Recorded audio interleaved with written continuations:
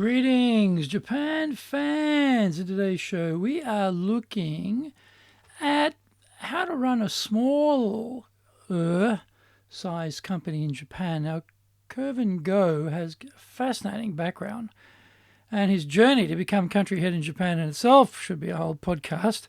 But getting his views on when you've got a smaller company, what it's like running that in Japan. So he's got some very interesting insights into the things that come up and the sorts of challenges that you face, and that's what we're going to hear about today.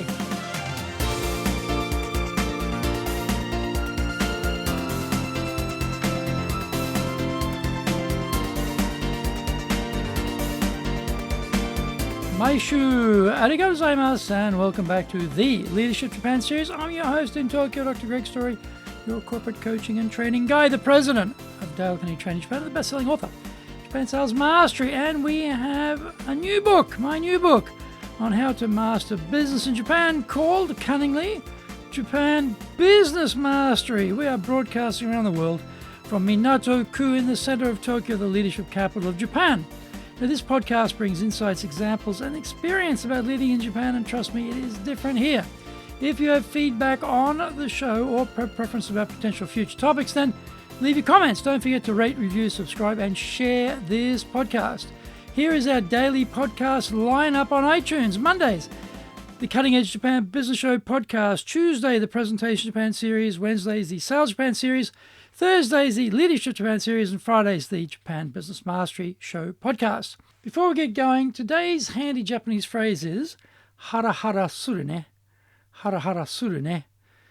Say, for example, you're at an awards event, your company could be up for an award, you might be up for an award, and they're announcing the award winners, and it's down to 3 people, and you're one of the names, or your company's one of the names, and they're opening the envelope, and you're feeling, whoa, I'm excited, but I'm nervous. Whew, what's going to happen? You know, it's that combination of thrilled and excitement, but also nervous. That's where you're going to use hara hara suru ne. Hara hara suru ne.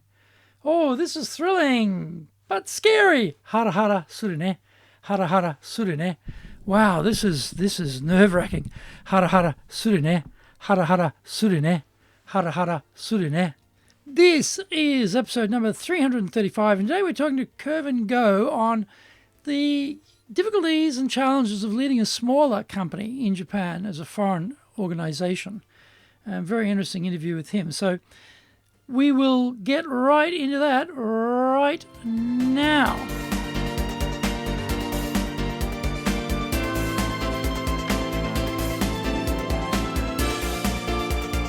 Welcome to the top business interviews in Japan. I'm your host, Dr. Greg Story, the president of Dale Carnegie Training Japan, and I have a very special guest today, the country manager for Curvature, Kervin Go. Welcome to the show. Thank you. Thank you for hosting me here. Yeah, no, thank you for hosting us in your office. So it's great to be here. Yes. So we're talking about leadership, but before we get into that, introduce yourself a little bit, maybe about what you've done in your background in your business career, and a little bit about what Curvature does, because a lot of people may not know the name. So I'll start off with how I came to Japan. So I'm originally from the Philippines. So after graduating the university, as a Filipino, I think we have very strong ties to the U.S. And one of the success factor or dreams of any graduate is to work overseas, work in a multinational company, or run your own business. For me, looking for an opportunity in the U.S. wasn't there, and fortunately, there was an opportunity in Japan that allowed me to come here. So that sort of like was my first entry point to Japan. Before that, Japan wasn't really a big influence in my childhood, Sony, the brand, sushi, but beyond that, it wasn't a big thing in the Philippines. Now it's different, right, with the internet and everything. So I came to Japan in 1990 as a programmer. And that's sort of my first entry into the working world.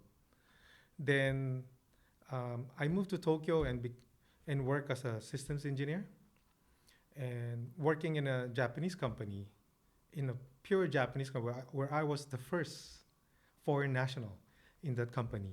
How did you get a job in Japan from the Philippines? So it was through a job posting in the newspaper. Yeah. So they were looking for 10 graduates, and this company was trying to hire programmers from all over. So they had posted jobs in China, in Hong Kong, even in Thailand and Russia. It's a Japanese company, and they wanted to find overseas talent and put them in Nagasaki, in Kyushu, because the cost of living is much lower. And they also wanted to, the founder was from Nagasaki, so he actually wanted to hire um, the local talents who doesn't want to come to Tokyo, but give them the same pay as Tokyo in southern Japan. So it was sort of like a software development center. So the Kyushu, Nagasaki period of time, how long were you there? I was there for 2 years. And I think, 1990 was sort of like just after the bubble. So, but it wasn't Tokyo, so we didn't really see what the bubble is. So, but being in Kyushu, I think that sort of really was a blessing in disguise, because if you're in Kyushu, the amount of people who speaks English is definitely way less.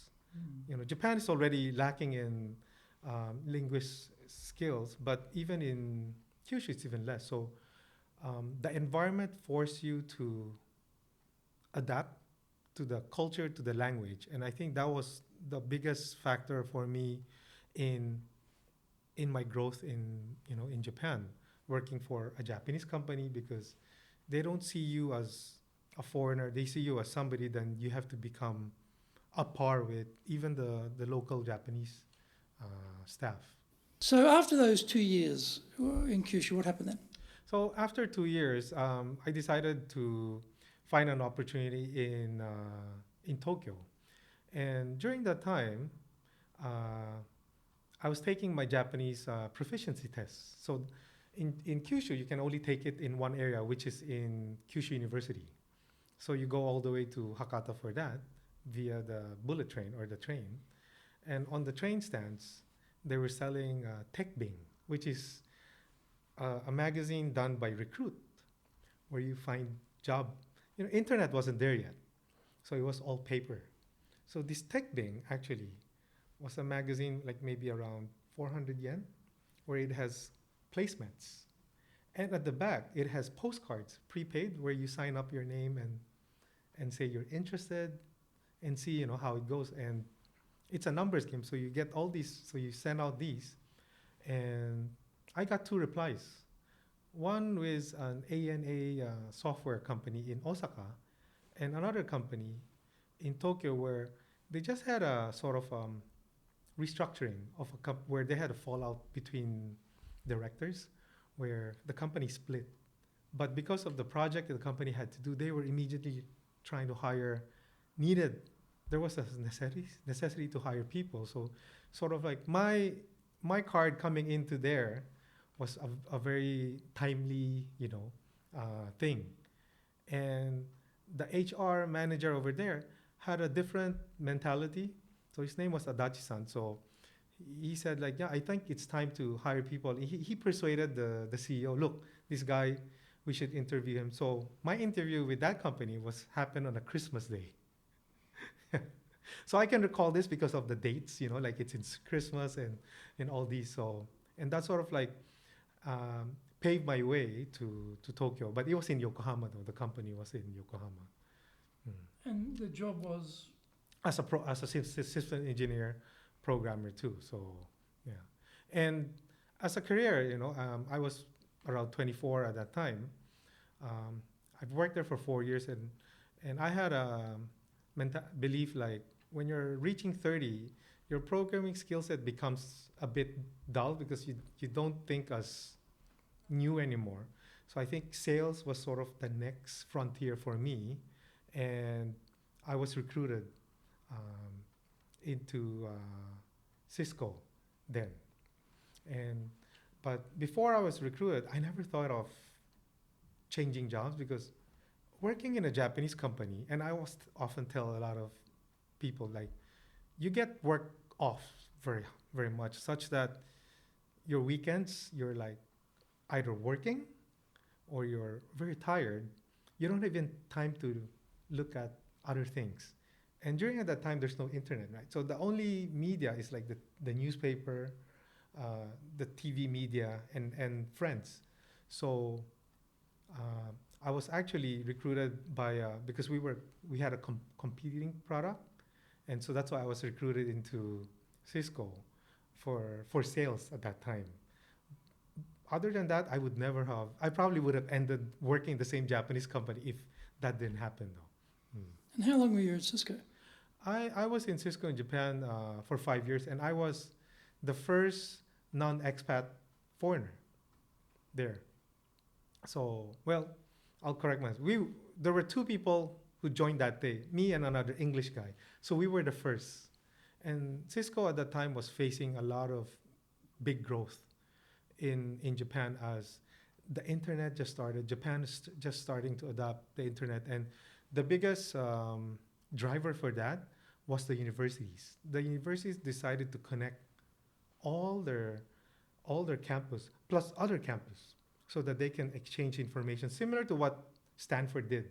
And Cisco grew out of Stanford, right? So then Murai Jun, who's a very famous professor, he was the one who sort of was the driving force for that, and that obviously demanded a very high reason to acquire equipment that provided growth for Cisco. So Cisco was really growing very fast at that time. Mm. But my experience with Cisco was my first stage into, I would say, the real world, because working in a Japanese company and a foreign company, it's a bit different. Where Japanese companies is um, you're you're judged based on not performance, but you're judged based on the group performance. Whereas as a foreign entity, your individual performance obviously counts. The group performance obviously adds, but individually you add to the group performance. So I think working in both type of environment, you get to see both worlds, best of both worlds, where Japanese companies are very good in structured, in meetings, in scheduling and everything. So in education and training, I think those are good fundamentals to start with. And every time I meet somebody who's new to Japan or who's been here, I think my first ask for them is, did you work for a Japanese company immediately or a foreign company? And you can tell based on their language skill set or what type of company they are. You can see where their upbringing, if it's not the right word for their, like career. Yeah. And what happened after Cisco? So Cisco, although I've said it's a foreign company, it's run very locally too.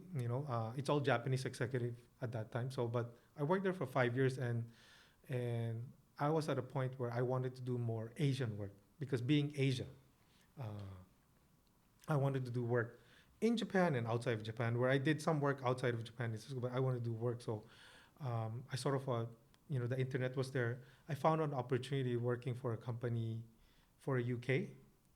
The company's called Orchestrum. It was in the related field, but more on the network software, where it was looking for a sales director for Japan and Korea. So I thought that would be something that I can add value. Although Korea is something that I don't have any experience, they were looking for somebody to start from zero. So no headcounts in Asia, and they were looking to have somebody in Japan and for Korea and Japan, somebody in South Asia, somebody in North Asia, in Hong Kong, China. So that was sort of the growth. Mm.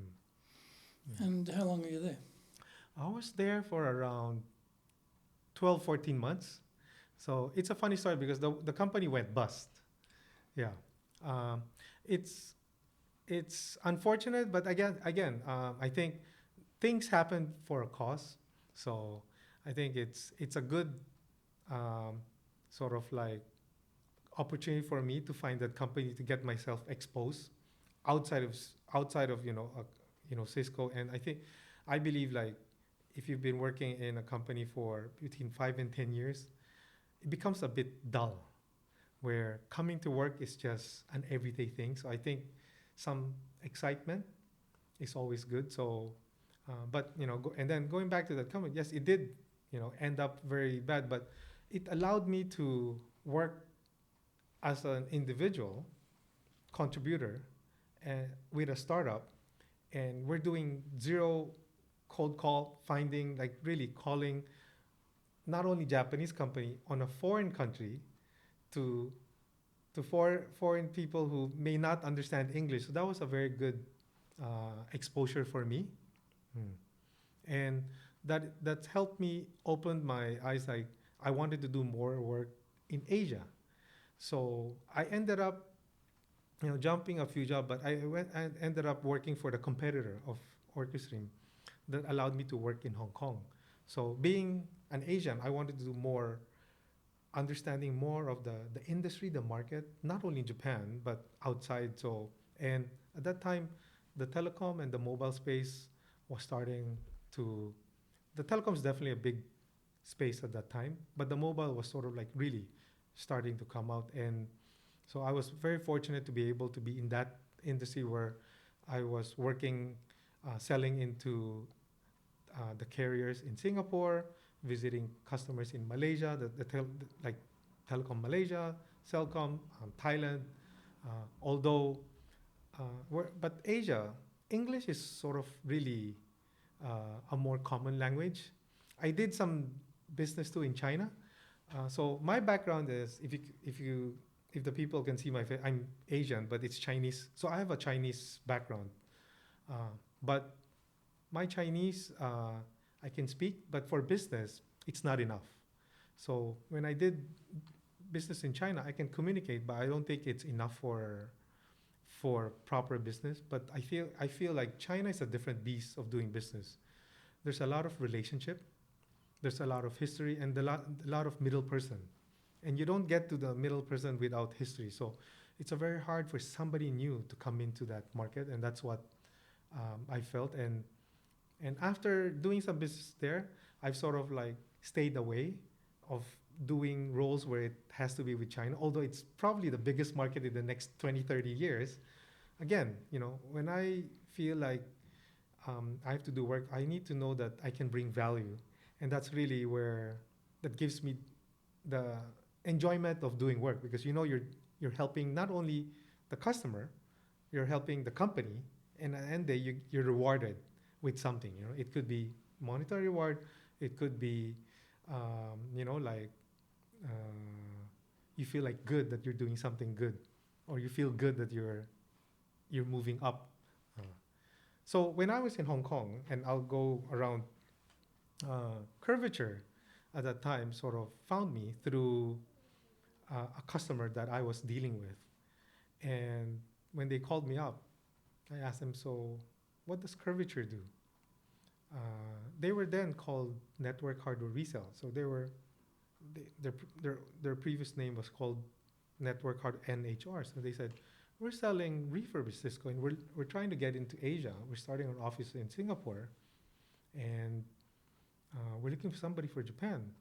And the reason why they reached out to me because of my Cisco background, and there was a 6-year gap, so that was around 2007. I never thought that there was an industry like that, a secondary market industry. And I said, you're gonna make a lot of money in Japan, because the way the Japanese do business, there's a lot of middle person, and your business model is you're cutting out the middle person and bringing that value to the end user. There's a lot of potential there, and I've been with the company 12 years. And, Right. and in 2015, so we opened our office here in 2013. I wasn't prepared yet to come back. The funny thing is, the CEO asked me around 2014, and in any company, the CEO is the best salesperson in the company. So he knew what buttons to push and what. And he asked me very nicely, he goes, I think it's time for you to go back. What do you think? And working for the company at that time for 8 years, I think it was a good time for me to repay the company and add my value. So at that time, I was an individual contributor, but he wanted me to lead the company here because I've been with the company longer. We're hiring people. the training knowledge is very hard to train remotely, languages. So I thought that was a good step for me. And it was a very good opportunity for me to be in the management role. We're growing very fast. The market we're in is something that's very unique. It's the leader in the industry, and it's not yet really a known big industry in Japan.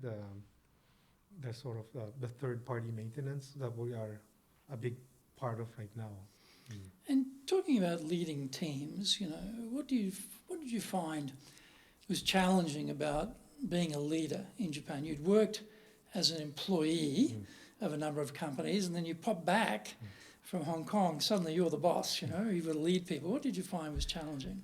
One thing being a leader, it's very easy to just enjoy the role of, you think you have that hammer. It's very easy to do that, and I think the inner pride sometimes gets over you, and it does happen to myself.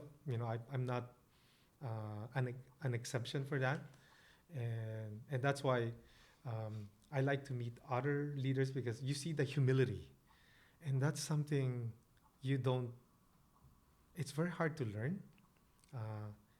Everybody has that, and if you see other people with that humility, then you can sort of like bring it back out. I think that's always a good reminder. So that's one. I think humility is very important, because the pride, the status, it's all, in any place.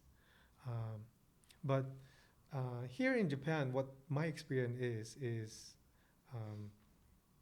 having to manage people is like having an extended family, having a lot of different children where you inherit their pain, their growing pains. I have a lot of white hair because of these. They don't consult with you with personal problem, but it's just a lot of different things, and a lot of times you have to know how to read certain employees, and there are some employees who think the leader's job is to help them solve what their issue is, and other people feel like a leader is sort of like a mentor, So when I was in Singapore, Curvature was a very big proponent of training. So we actually went to a lot of like, not sales training, but sort of management training and different type of selling. In the 90s, you had TAS, which is very popular. It's probably not used anymore, but the leadership then was a very big proponent of that. And so that sort of helps me in a way, but still there's always a lot of room for growth for that. And communication is probably the most important thing, because communication is not only just asking, but making a way where your employees can access you easy. So I always leave my door open though, even when I have something that I don't want to be bothered, because when the door is closed, a lot of time, certain Japanese employees who've never worked in a foreign country think that they cannot talk to their manager's manager. I think that's not the case in our company, and that should not be the case for any company. I think when I can remember when I was in a Japanese company, the youngest in the company, it's very hard. You get nervous when you're talking to the CEO or the president of the company, because he's the big boss, right? But I think it should not be the case, and those are the type of people where you learn most. You pick a little bit of everything from them.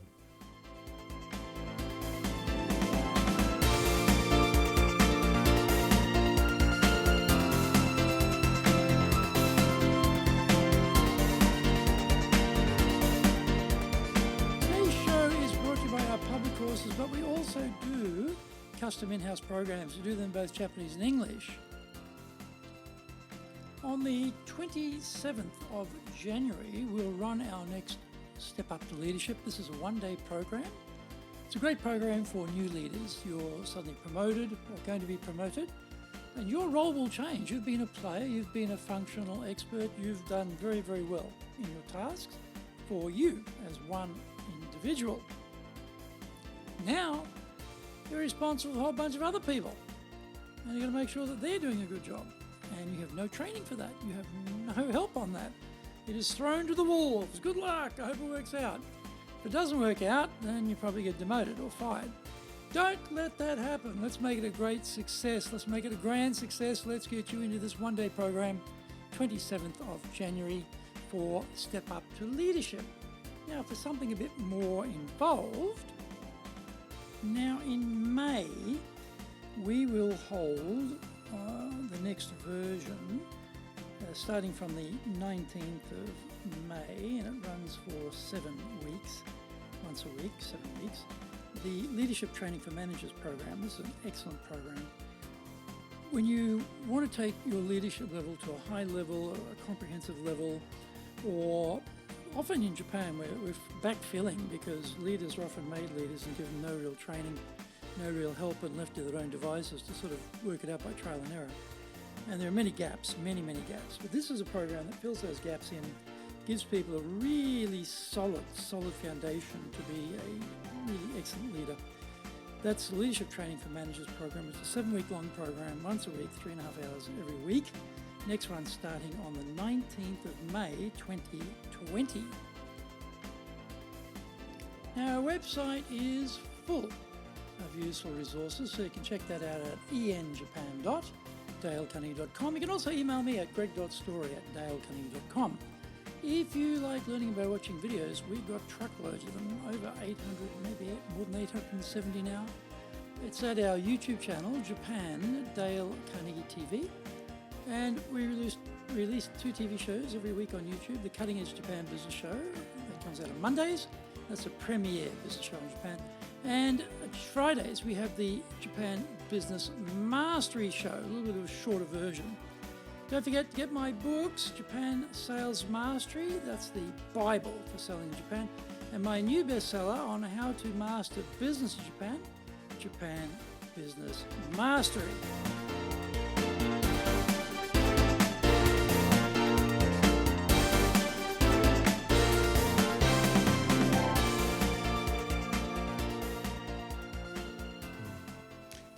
Well, think about most of those things we would say are general principles of leadership. But what about Japan particularly? What things did you find were needed to be a good leader in Japan? In Japan, the leadership is, I think it starts from within the company. So human resource is definitely always a big topic because it's always evolving right now. So that's always something that I think any company in Japan that has a good human resource team can definitely sort of be a success, as a good success. In fact, sales, that's sort of given. It has to be. But I think the human resource is good, and the culture that you build within the company is very important too. Like the work hard, play hard type is sort of an old phrase right now. For me, for us in the current company with Curvature, I think I like to use the word life-work balance because people have families, people have their own family, extended family right now. So those are very important in their life, and having those problems, it affects their own personal success too. So I think being able to understand, making sure those come first, the employees, come first, is very important. And with Japan recently, we've been very unfortunate to get hit with a lot of weather disasters. So I think those kind of things where we need to react as a leader, saying, okay, if there's a big snow or outage, how do we make our employees' welfare be good? Do we ask them not to come to work? I think those are the decisions that we have to make within. And being a GM or a country manager for Japan, sometimes you need to ask corporate. But for me, I think as a leader, sometimes you may make the wrong decision, but you have to pull the trigger. it's a very bad experience, but you have to make the decision at that uh, to ensure that the well-being of the employees are number one. Mm. So, in many big companies' cases, when they're doing engagement surveys of the team, in my experience, it's usually been in some sort of hub like Singapore or Hong Kong, and they're going through all the results for the world. APAC, always lowest engagement scores. And of course, inside APAC, Japan, the lowest engagement scores. And the people who are sitting outside of Japan are like, what are you guys doing in Japan? You better fix that. Those scores are no good. Japanese obviously not engaged. What's been your experience about getting Japanese engaged, and what have been the scores like? Or if Kervin actually has that system or not, I don't know. But what has it been like, and how do you get people engaged? The 360 type performance evaluation and the customer sat is the same. And most recently, we've started doing that with customers too. And I was talking to our head of customer service delivery, and his background, he's been with customer service delivery, and he basically say the same thing. In Japan, they'll always be very low. And obviously, as somebody here, you'll try to tell corporate that. Whether they accept it or not, it's different though. And how do you get that engaged is really, I guess it comes to scale too, because if you can do it one-on-one, but it doesn't scale. And so if you do one-on-one, you'll probably get not a better result, but you get more. You say the intention of this is to gauge how we're performing, and there's an objective here. It's not very efficient because it takes a longer time. How many people are in Kervin? We have around 22. 22, right? Yeah. Okay. But we're doing it within internally and within our clients, so it could be a few hundred, and that can take time. So, and I think these type of evaluation has been not very popular or not a common thing done in Japan, whereas people would think it's something that it's not my work. It's something that it's more work for me to do. So there's no really preset expectation set to the people who are doing it or doing it for those. So we haven't found the right formula yet, but what we've done is really more on picking up certain, for example, for our clients, we make sure that there's a pre-scheduled, to say we're gonna do this, so that the customer's aware of that. And the good thing about Japan is if they're made aware, then they know how to react. If they just get suddenly some letter or saying, okay, how was this service? Then they may do it or they may not, or they just tick the most common things. So I think that's what a common reaction would be done. Internally, what we've done is we've sort of made it not public, but we've said, okay, certain people, certain managers, you still haven't finished it, so that you need to make sure it's done. So it's forced. So we make, and because we're still small, it's still easy to enforce it though. So that's sort of like what we've done. But that's sort of like, it's not a headache, but that's always an issue during the year end, which is right now, because our fiscal year ends in December. So that's something that we're also running in to right now. Engagement often is related back to culture, and you talked before about culture in organisations. What sort of culture are you trying to create here, and how successful have you been in creating that? Culture is something that you can't force on people, but the way we're sort of my way of thinking that is, you think about company first, employee second, customer. So we sort of like have that mentality where when we're making decisions, is that good for the company? Is that good for the employee? And obviously it's good for the customer. Those are basically decision points. If one of them is no, then that tells you, this could be something that's not good. So we've sort of like used that as a mantra for us internally. It's not a mission statement, but sort of something that we've used. Obviously, like, do you put company first, employees first, or customers first? There's, but you can't have three first because it doesn't really make sense, but we sort of do that. Um, that's one way we put that um, for the work culture. And I think for the environment, we're very fortunate here because we have a very open type working environment. So there's no booth, everybody's open space. We have a pantry where people have lunch together, where there's more communicating outside of work. So you have different groups who can communicate, who will be able to communicate outside of their working group. Because in companies, the tendency is the same group of people would tend to stay together, and we try to avoid that. Sports is a very good activity because um, it's always a good way to engage because you don't talk about work and you have a different objective. The goal is to score better or win something. So that's always we do a 2 year event here. One is a bowling tournament, and so that's always been a very fun event where we get people to come here. Mm. Uh, Before we used to do a happy hour a lot, and then I found out that in our bylaws we can't have alcohol in the office, so we sort of stopped that. Then. Oh, really? Yeah, so just to be safe.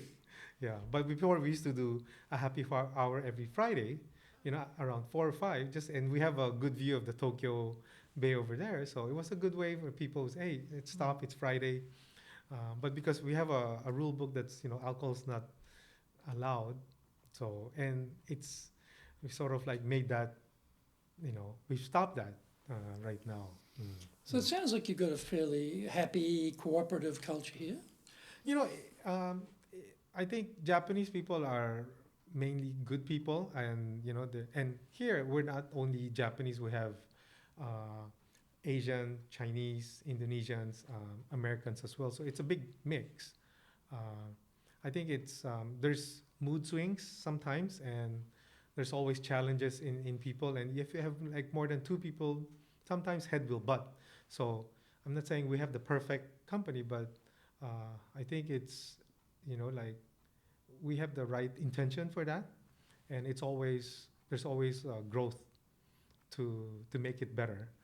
When we're looking at new people, we're always adding people. So we just added one person, and we're adding one more. So always new blood is always good, I think, for the company, because when there's new blood, there's always new idea, different people, and then there's more cohesiveness with the team, and people will start to talk as respect, the show of respect, and then suddenly, like if somebody don't get along with others, that sort of like tends to go away. Mm.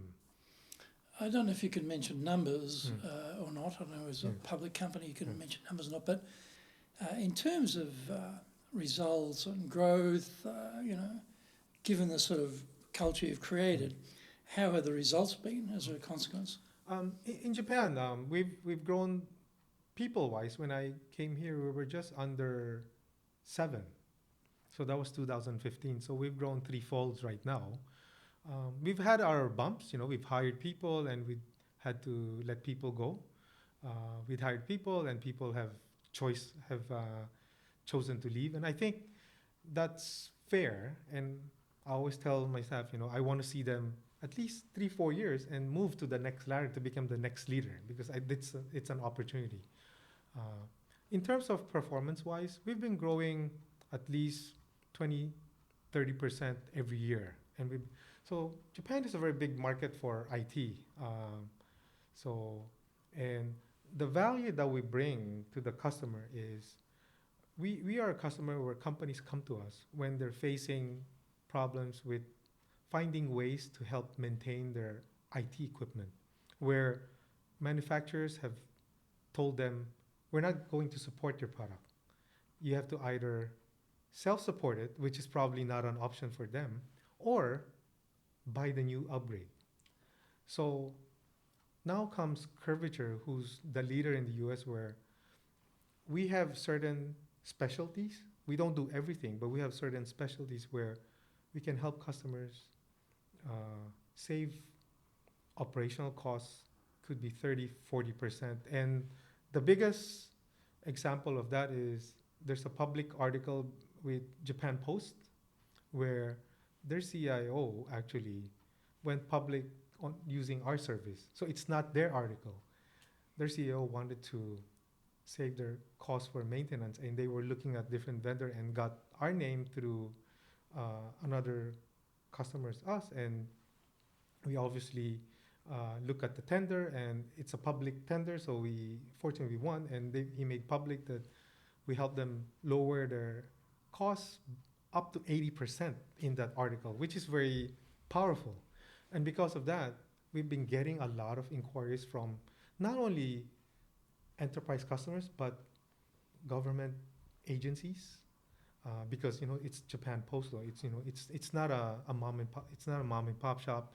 It's the one of the biggest companies or biggest establishment, and it's like sort of government too, though. So the value that we bring here is we're helping our customers know how to manage their IT lifecycle rather than have vendors dictate it. So it's not a rocket science, but nobody has yet figured it out in Japan. There are small companies that does it, but with a scale of like $500 million company worldwide, it's very, very few. And we are a global company, so we can help companies who said we have offices in Hong Kong, in Singapore, in London, in Japan, or in New York, in Chicago, and can you help us on all these? And it's very, very hard. Unless you're looking for an HP or an IBM, then you're gonna have a big cost to that. Yeah. What about innovation?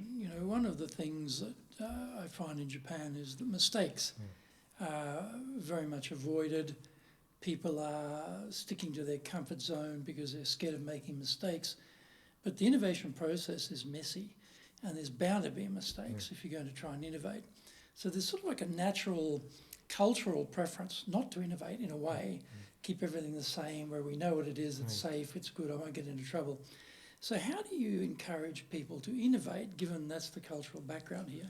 Well, with Curvature, we're a US-based company, so one of the biggest fault in many extension of foreign companies is you innovate based on the headquarters decision or strategy, and most of the time those don't fit in Japan because of it could be a language, it could be just the system would be different. So, and we have that issue too, but in Japan we're given a bit of more freedom to make some of our own decision where but there's a certain extent obviously. So, for example, like in Japan for working, so we've actually implemented certain rules locally where we have a female employee who've given birth and first child. So instead of asking that person to come to work, we've asked that person to come to work once a week. And that's been never done within the company. So we try to do that just for, again, it's about the employee's welfare. And does it affect the company? Yes. If those are all yes, then that's one way of we're trying to do it. But there's a lot of still things for us to look at, like. Well, so just on the case of that example, where did that idea come from? This was from me. Okay. Because I don't have any children, but if I, as a parent, if I get a call from the nursery saying, please come home, that 30-minute or even 5-minute, I don't want to put myself in that situation though. So obviously, if I don't want that, I can't bear somebody else to do that though. So that's very easy for me to do, and I just have to sell it to my management. But it's something that I think I don't think your question was about innovation. I don't think it's innovation, but it's something that you have to do something different. Yeah. So what about innovation for your team? For us here, do you have a process here for coming up with innovative ideas, or are you the source of all innovative ideas? Okay. In that sense, we do get a lot. We have a lot of salespeople who've been with us for 3-4 years. So they're more outspoken. So that's why there's idea from them who, uh, with regards to internal processes, customer engagement, and what they'd like to see. So those ideas do come, and because we don't have any walls in our office, it's just a shout out. Say, what if we do this? It doesn't happen as much, but it happens where like we have a conversation. We just stand up and say, we do this. We don't do it over the happy hour, but we just do it over the course of the day, where we talk. How about this process? Um, we do get a group where we don't talk about sales, but talk about, okay, there's a new process. What do you think? And I try to get their ideas because they're the ones doing it. Though they're the ones in the field rather than me. Uh, mm. And so, if you think about uh, things that are different in Japan from a leader's point of view to, say, other countries, you've worked in other countries, you come from another country, the Philippines, Yeah. right? So you see different styles of leadership. What are some things you've noticed about leading in Japan that are really specific to Japan that are different? I think some very good leaders in Japan are also very good politicians. So they know what the right words to say, but it doesn't turn into action sometimes. So maybe that's not a good thing to say publicly, but that's how I feel, and I think so. I'm not that though, because I think I'm the opposite though. So I like to, when I say things, I want to execute them because they could be wrong, they could be right. So that's there's two sides in a coin. But I've worked with very good leaders in previous life where I've seen them, and they're good managers. They're very good. They're very good in the industry, but I see them as doing that, and that's sort of like a way to get around uh, the the stress of the middle management. So that's one way. Is this type of tatemai and Yes, honne yes, split of yeah. the perceived reality and the actual reality? Is that the difference? Yes, yes. I think that's important in a way, but uh, that's important in a sense. But I think for me, it's all you know, sort of like BS. I'd rather cut, cut the middle and make sure because I think it's we're a very lean company here, and we talk about we always look at efficiency.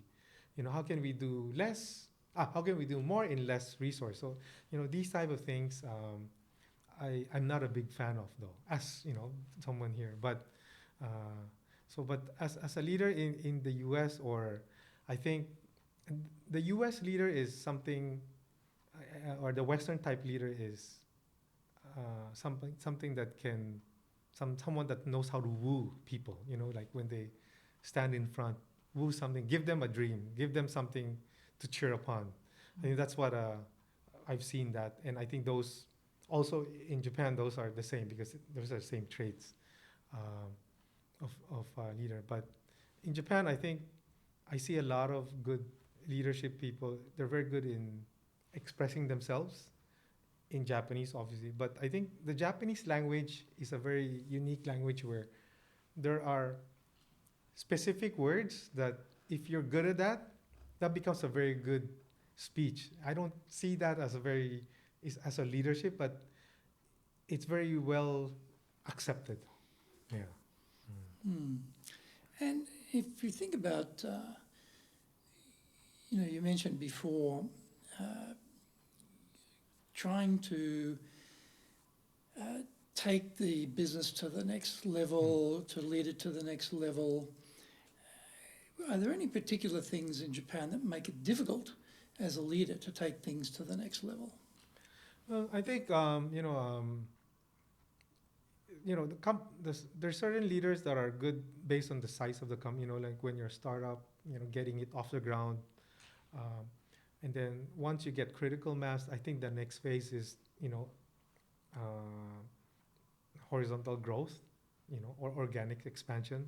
I think that's sort of one stage that every successful company in Japan goes through, and those who execute well, obviously, will be very successful. Our company, also did that a few years ago by acquiring companies to grow new business. Um, and most recently, we were acquired as well by another company who wanted to grow their business. So I think those are growth for any company. For us in Japan, our growth here is geographical growth.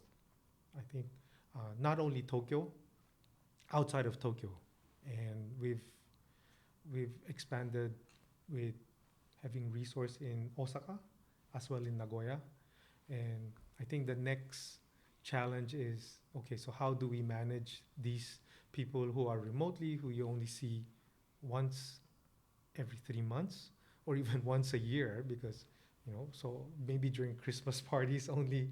So I think those are um, next things that we have to look at, and then obviously uh, subdividing or delegating the management to sub managers so that um, it can be more dispersed, decision can be done more easier, and as companies grow, then you try to grow new leaders. I think that's really um, not a big, like in foreign gaishikes here.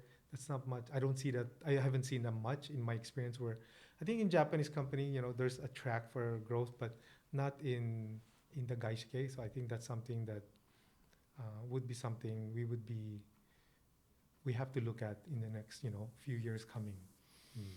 What about questions of trust? Japan as a society is really putting a lot of importance on trust. And for leaders to have the trust of their subordinates is very important. How do you build trust with your subordinates?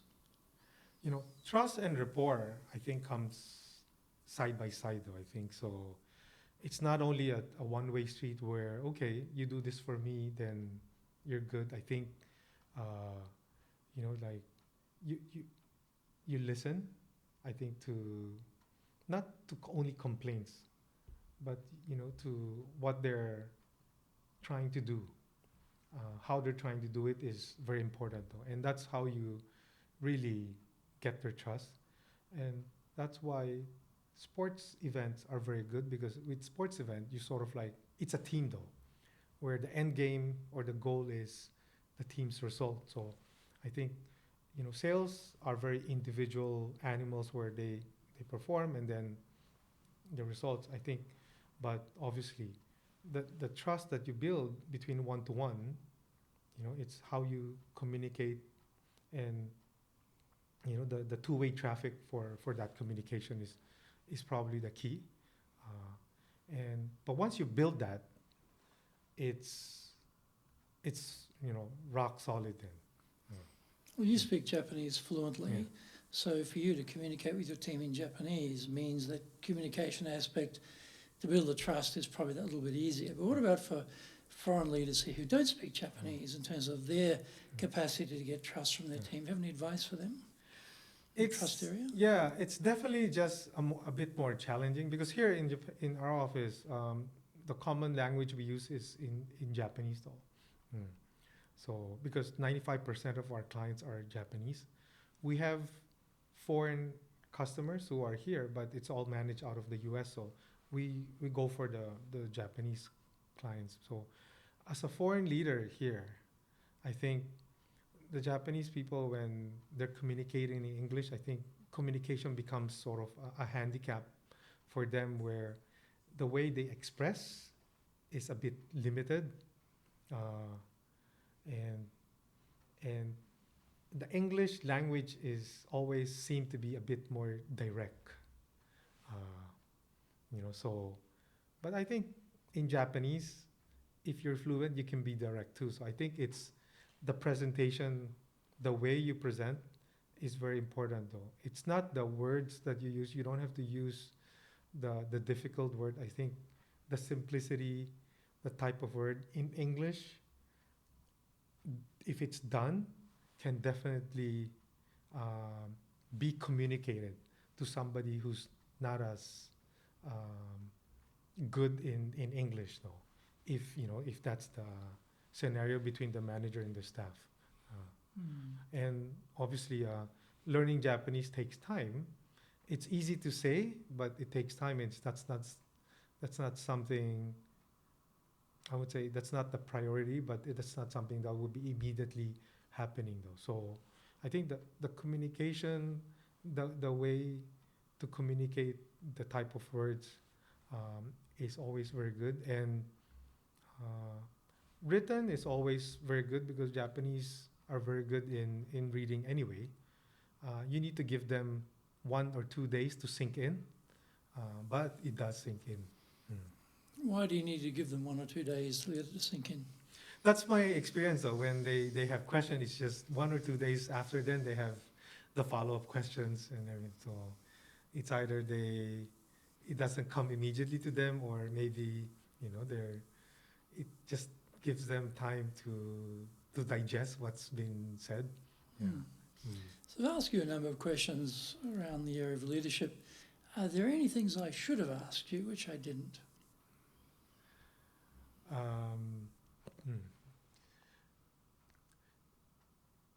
Well, if you ask me, like, because given I've been in the different locations and I've worked in different environments, if you ask me now, if at my stage where if I would want to go where would I want to go if I were given a choice, if I have a magic lamp and I would look at it in a few ways. Where I am right now, at my age, at 52, where I would see myself, Japan is a very good market because it's a huge market.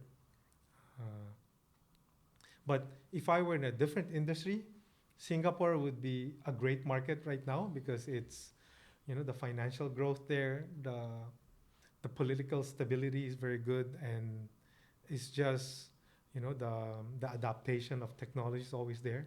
So I think those are how I would look at deciding where I would go.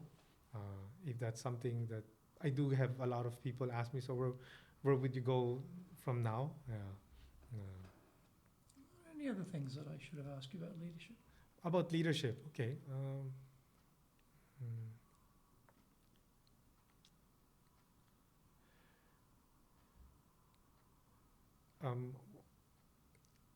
If if who I look at as a mentor probably would be a good, a lot of people look at, study a lot of the Jack Welch, Bill Gates type leadership.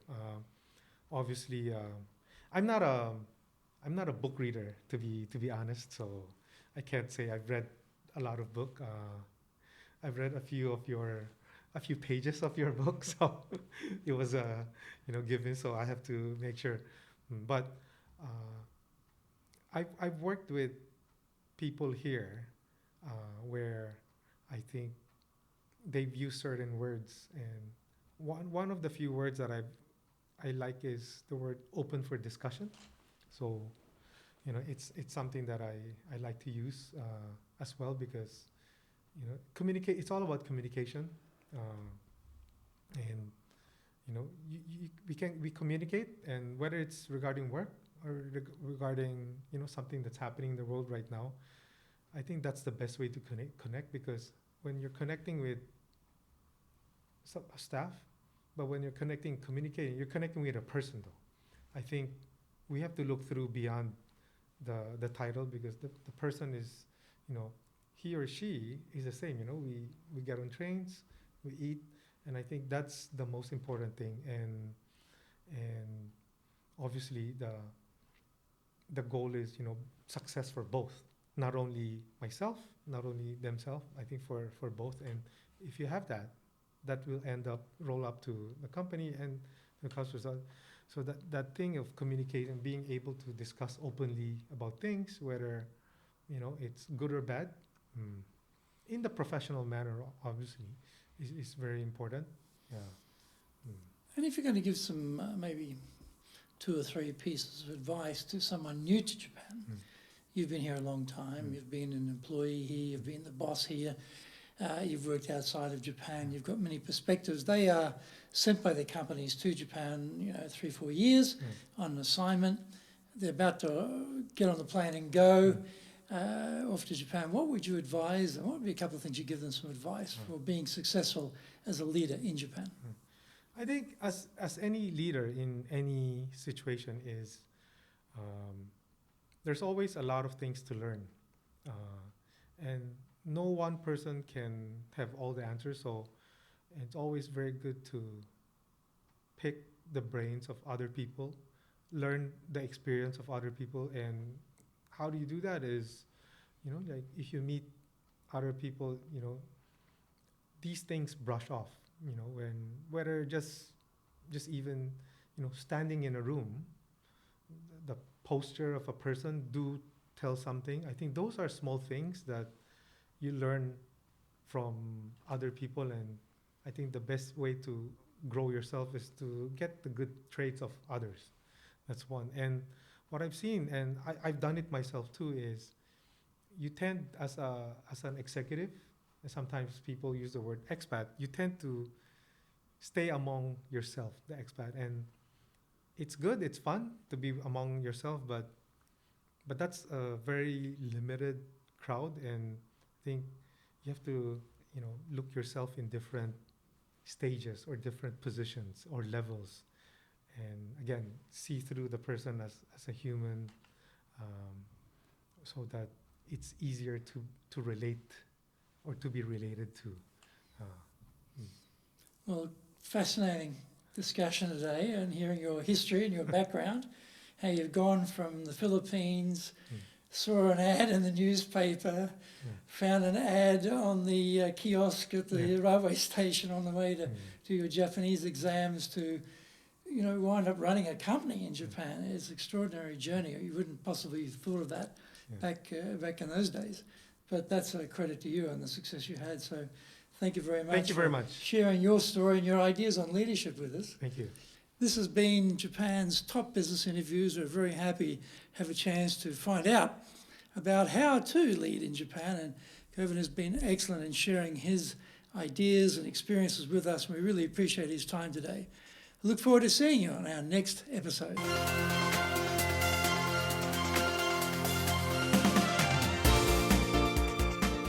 Thank you for joining the Leadership Japan series. If you found the program useful, then tell your family, friends and colleagues. Don't forget to rate, review, subscribe and share this podcast. You can contact me at greg.story@dalecarnegie.com. Lots of great stuff on our website, injapan.dalecarnegie.com. Until the next episode, take what you thought valuable, put it into action, because idea application is what makes winners winners. So be one of them. Remember, I'm your corporate coaching and training guy here in Japan, ready to help you grow your business.